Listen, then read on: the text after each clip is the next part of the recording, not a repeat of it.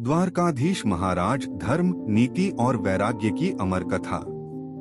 जब जब इतिहास ने श्री कृष्ण को देखा, कभी उन्हें माखन चोर कहा गया, कभी सारथी, तो कभी रणछोड़, पर बहुत कम लोग जानते हैं श्री कृष्ण का वह रूप जिसमें वे थे राजाधिराज, द्वारकाधीश महाराज।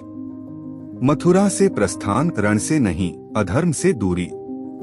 कंस का अत्याचार अपने चरम पर था। मथुरा की गलियां रक्त और भय से भर चुकी थीं।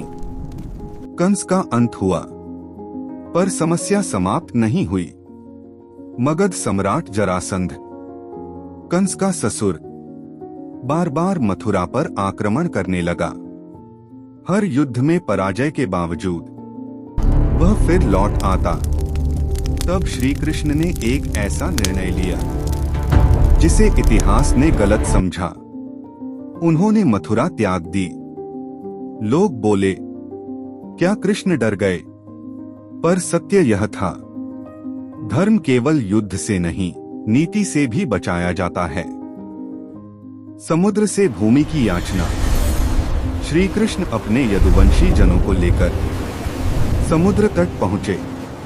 उन्होंने सुदर्शन चक्र उठाया और समुद्र देव से कहा, धर्म की रक्षा के लिए मुझे भूमि चाहिए। समुद्र देव ने मार्ग दिया, जल पीछे हट गया और उसी क्षण एक दिव्य नगरी प्रकट हुई।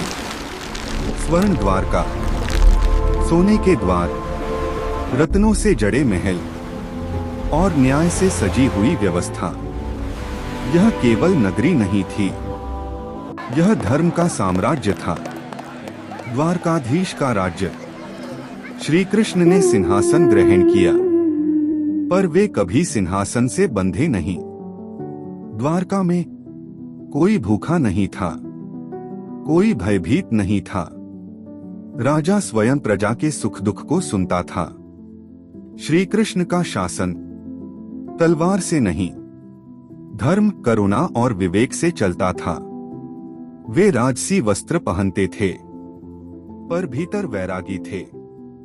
जरासंध और नीति का युद्ध। जरासंध ने 17 बार आक्रमण किया, हर बार पराजित हुआ। श्री कृष्ण चाहते तो उसे तत्काल मार सकते थे, पर उन्होंने समय को महत्व दिया, क्योंकि जरासंध की मृत्यु धर्म के एक बड़े विधान से जुड़ी थी। अंततः भीम के हाथों जरासंध का वध हुआ। यह श्री कृष्ण की नीति थी, स्वयं सब कुछ करना नहीं, धर्म को आगे बढ़ाना। द्वारका का अंत वैराग्य की पराकाष्ठा। समय बदला, यादवों में अहंकार आया। जब धर्म का चक्र पूरा हुआ, तो श्री कृष्ण ने द्वारका छोड़ दी। उन्होंने समुद्र से कहा, अब इसे वापस ले लो।